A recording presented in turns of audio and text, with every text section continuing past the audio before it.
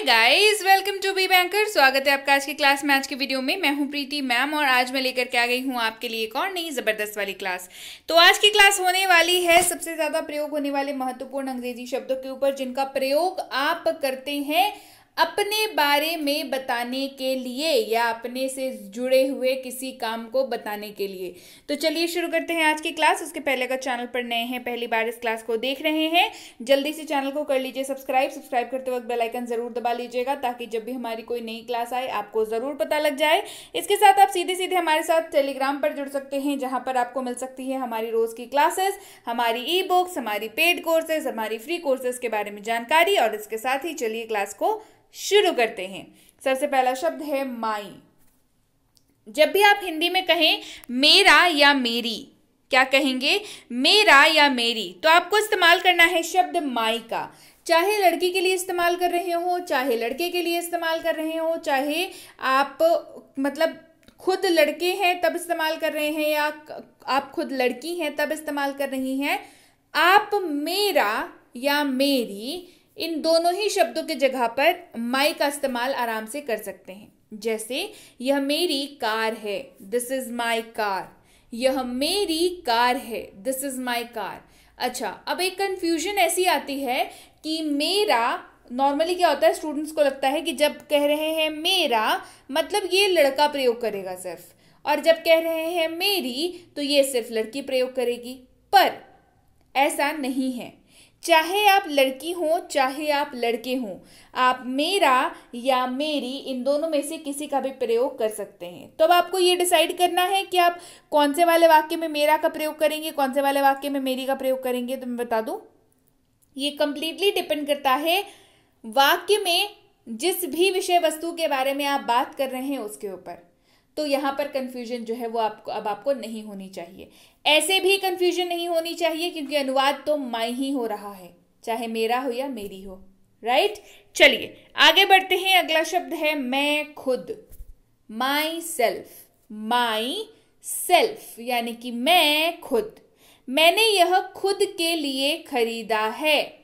मैंने यह खुद के लिए खरीदा है। I bought this for myself.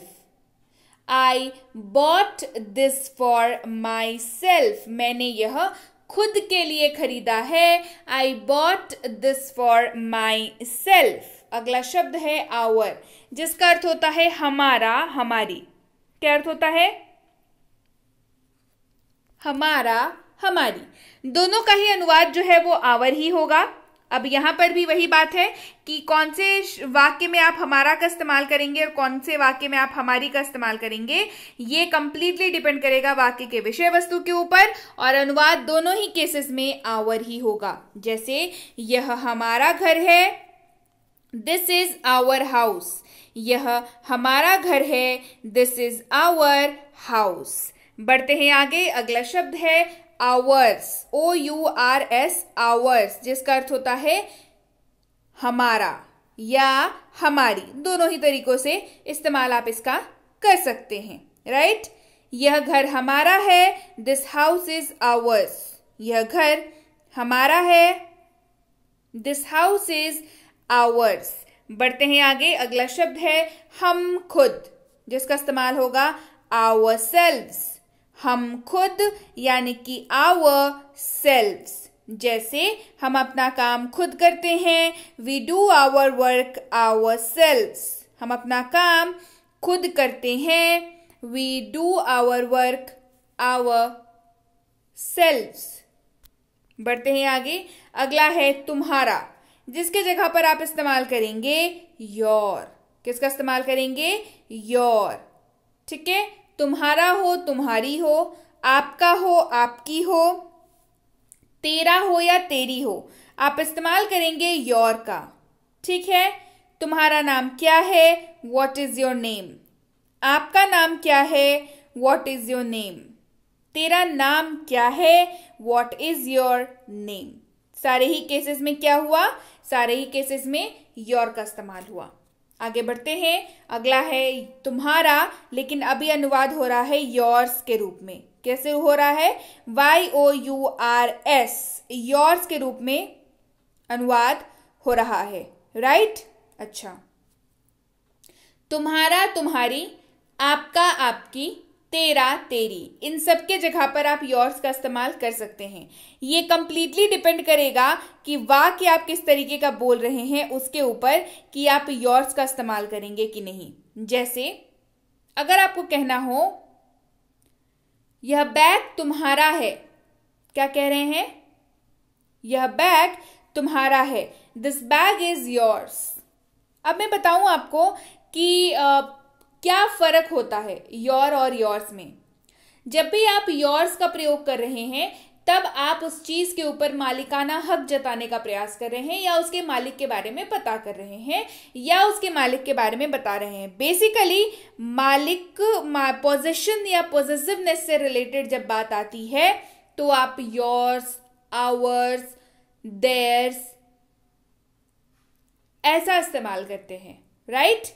और एक बात आपको बता दूं, एक हिंट और मैं आपको दे दूं जिससे आपको ये समझ आ जाएगा कंप्लीटली कि कब इस्तेमाल करना है और कब नहीं। दैट इज कि नॉर्मली अंग्रेजी अनुवाद में आपको ये जो है ना बाद में दिखेगा, मतलब सबसे आखिर में दिखेगा। जैसे दिस बैग इज योर्स, सबसे आखिर में दिख रहा है ना योर्स, सो हो गया this bag is yours.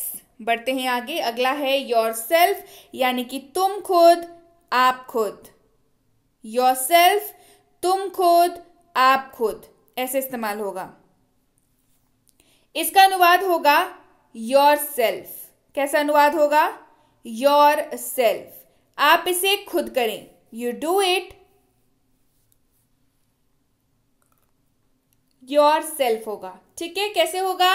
You do it yourself, आप इसे खुद करें, यू डू इट योरसेल्फ।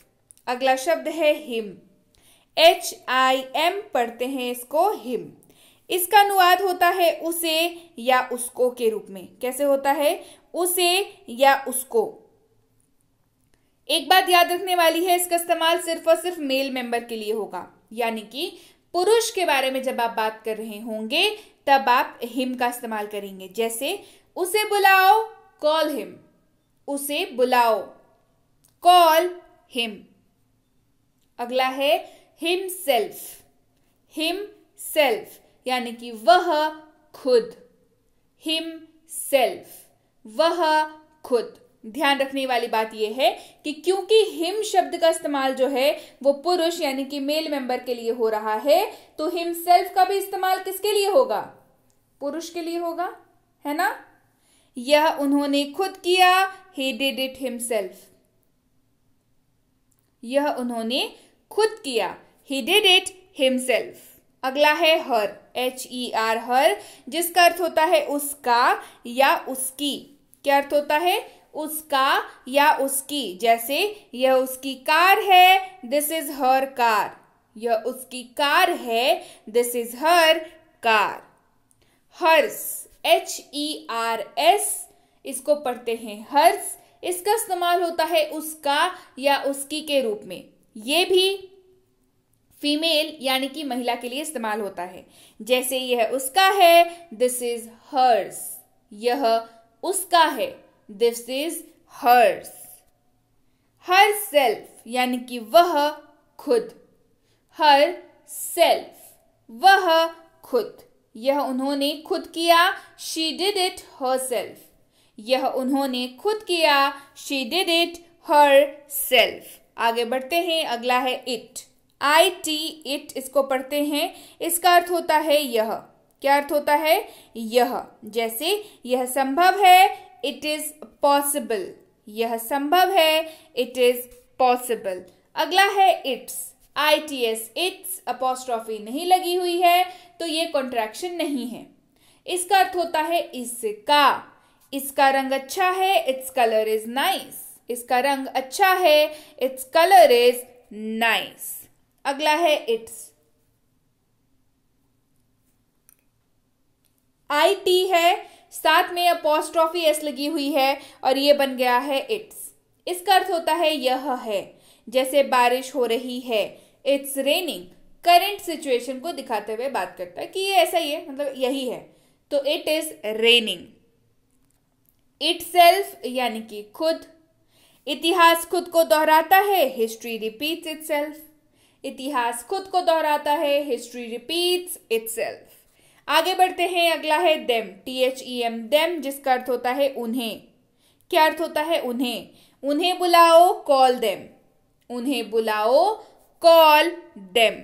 अगला है देयर्स, THEIRS, देयर्स, जिसका अर्थ होता है उनका।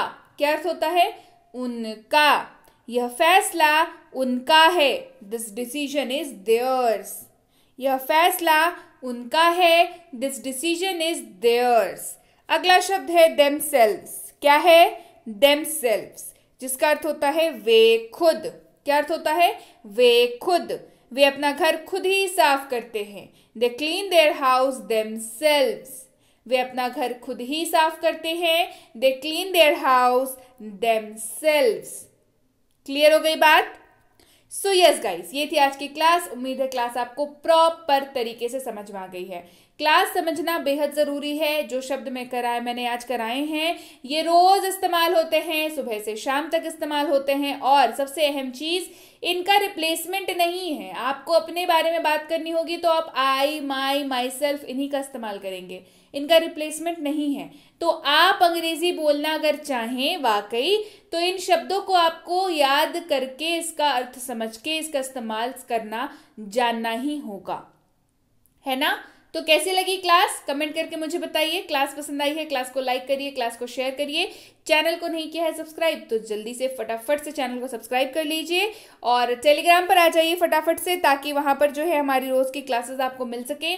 वहां पर आप फ्री स्पोकन इंग्लिश का कोर्स कर सकते हैं, जो कि है बेसिक प्लस स्पोकन इंग्लिश का कोर्स। इसके लिए टेलीग्राम पर पता कर लीजिए।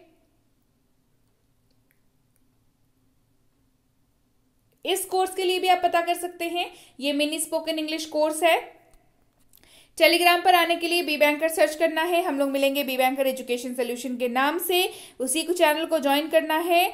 आप मेरे नाम से कई लोगों ने चैनल बना रखे हैं, तो वहां पर ध्यान नहीं देना है आपको। आप एक जिम्मेदार छात्र की तरह जिम्मेदारी निभाइए और ऑथेंटिक चैनल के साथ जुड़िए। चाहे आपको इन तीनों किताबों की जानकारी प्राप्त करनी हो, या आपको टेलीग्राम पर टेलीग्राम पर आप इस लिंक के जरिए भी जुड़ सकते हैं और इस नंबर के जरिए भी जुड़ सकते हैं। इन तीनों किताबों के अपडेट्स पाने के लिए, हमारे किसी भी पेड कोर्स को ज्वाइन करने के लिए, जैसे कि प्रीमियम स्पोकन इंग्लिश का कोर्स, बेसिक इंग्लिश ग्रामर का कोर्स, बेसिक इंग्लिश रीडिंग का कोर्स, ये सारी की सारी कोर्सेज पेड कोर्सेज हैं, जहाँ पर आपको क्लासेस मिलती है, नोट्स मिलते हैं, होमवर्क मिलते हैं, ये सारी चीज़ें, डाउट क्लासेस मिलती हैं। इसके अलावा अगर आप चाहें तो फ्री कोर्स भी कर सकते हैं, कोई समस्या नहीं है। बस आपको टेलीग्राम पर लिख करके भेजना है कि मुझे फ्री कोर्स चाहिए, मुझे पेड कोर्स चाहिए। और जब भी आप इसको भेजें, उसके बाद लगभग 12 से 48 घंटों का वक्त जो है हमारे एंड से लग जाता है आपको रिप्लाई मिलने में। तो कृपया प्रतीक्षा करें, और अगर मैसेज कर दिया है निश्चिंत हो जाएं, आपको रिप्लाई जरूर मिलेगा। क्लियर हो गई बात? So yes guys, that's it for today. Thank you so much for watching be with B banker, empowering life through knowledge. Thank you so much for watching. Stay tune to B banker.